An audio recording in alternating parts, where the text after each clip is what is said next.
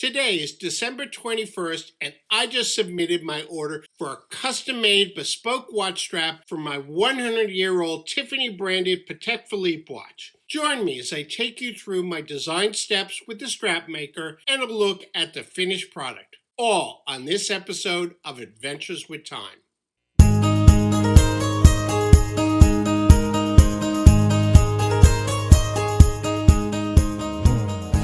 This is my Tiffany branded Patek Philippe watch, a watch that was given to my great uncle by his mother back in 1927 and passed down to me through my father. Although it was running fairly well when I obtained the watch, it had not been serviced in decades and had a broken crystal. After considering potential options for repair and servicing, I was able to restore the watch back to a wearable condition. That is, except for the leather strap.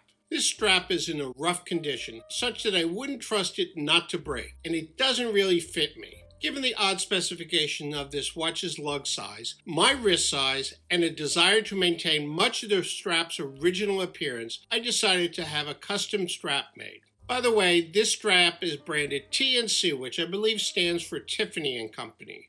I assume that this is the original strap for when the watch was purchased by my great-great-aunt back in 1927. I'll review my design steps, including selecting a strap maker, and show you the resulting strap on this watch. If you're interested in my activities to have this watch repaired, I'll leave a link at the end of this video to the playlist which chronicles this multi-year saga. And if you enjoy watch content, including watch reviews, brand overviews, collecting strategies, and even some watch repair work, please consider subscribing to this channel so that I can continue to bring you content. Before I contacted any strap maker, I wanted to determine how much of the original strap design I wanted to maintain and what I wanted to change. I was torn between keeping to a brown strap or switching to black. Black would go better with any suit I would wear.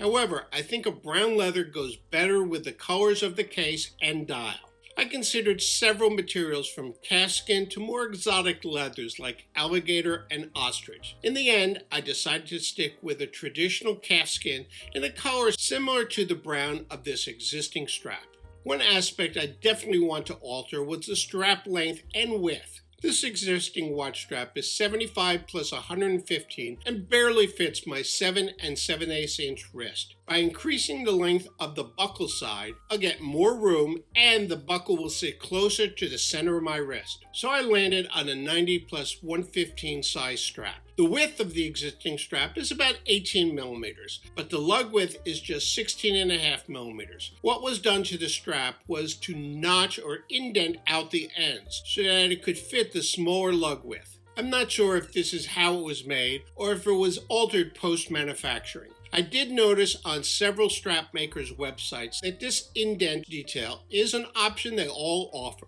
Additionally, given the size of my wrist, I thought that a wider strap might look better. I tested this by placing a 20mm brown watch strap against the watch head to confirm I would like the look. I think this looks very nice and decided to go for it. Now that I had the basics of what I wanted, I searched for an appropriate strap maker, hoping to find one with a local boutique in New York City so that I could visit and look at their leather samples and review all the options in person. I did find a few, but was recommended to consider Jean Rousseau of Paris, and they do have a boutique in New York City. I was waiting for COVID conditions to subside before I traveled into New York City, but I missed the lull a few months ago, so I decided to try working with them virtually. They have a form on their website where one enters all the details about the strap desired. And boy, are there a lot of questions. But when you think about it, this is a custom strap, so you want to specify all of these details. Otherwise, you might as well go out and buy an off-the-rack strap.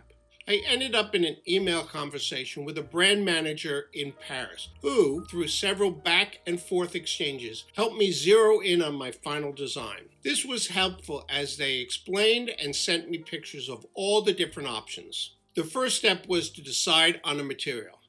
To help me with my decision, they sent me actual leather samples to check out. Included were browns and blacks in calfskin, buffalo, and goat.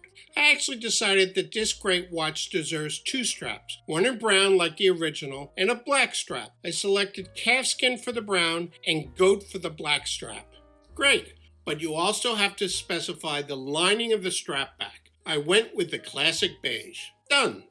Not so fast. Next is the type of stitching. One needs to choose between hand stitching and machine stitching. What's the difference? As explained to me, hand stitching uses a single thread which cannot unwind, although unwinding is rarely an issue with machine stitching. Machine stitching uses slightly thinner thread and a different thread for the front and back. And of course, hand stitching costs more. I decided to go with machine stitching as I like the idea of a smaller thread and the straighter stitch, as you can see in the comparison picture here. For the top stitch, you get to select from a variety of thread colors. Here again, they provided me a picture of the leather I selected with the thread color options. I went with the camel color, as I thought its slightly lighter color would be a nice touch. Next is the assembly preferences. This refers to how the top and back leathers are joined.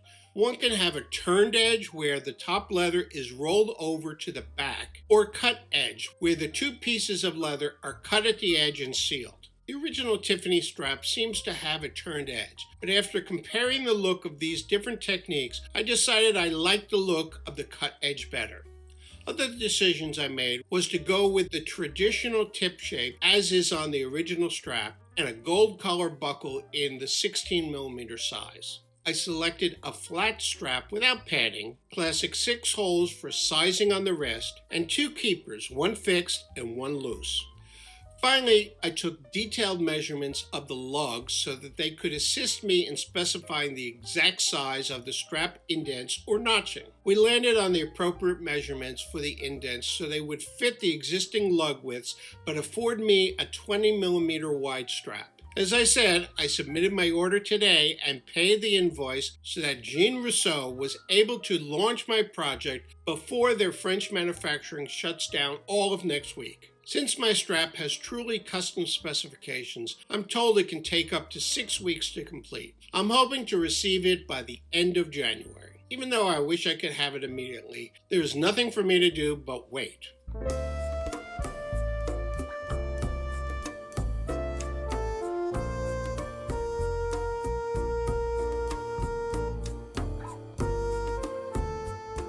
Today I received a message from my contact at Jean Rousseau that my straps had been completed and are on their way to the New York City boutique and then will be shipped over to me. They also sent me images of one of my actual straps being made in Pelouse, France, which is a village in the area of Bespoke, a city in what used to be the French Watch and Clock Valley.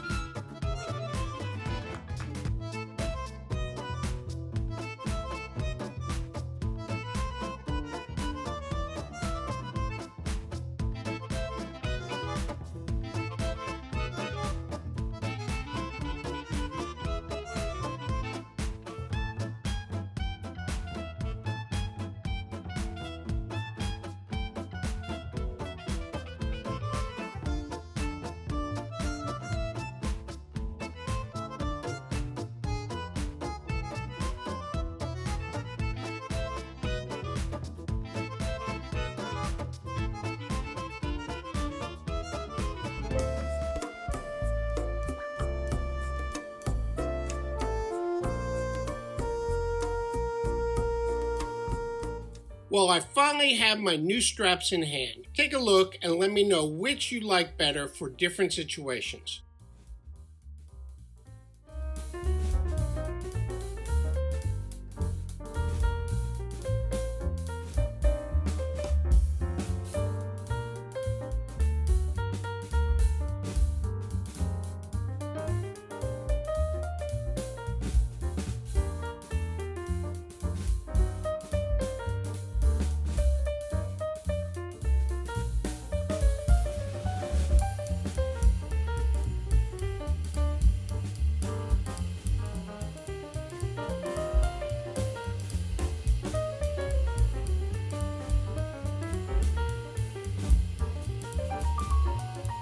I hope you've enjoyed this deep dive into having a custom watch strap made. Please hit that like button so that this video can be enjoyed by other watch enthusiasts. Here is a playlist which chronicles my activities in repairing this watch. And over here are some videos on selecting a new luxury watch. Thanks for watching, and I'll see you in my next video.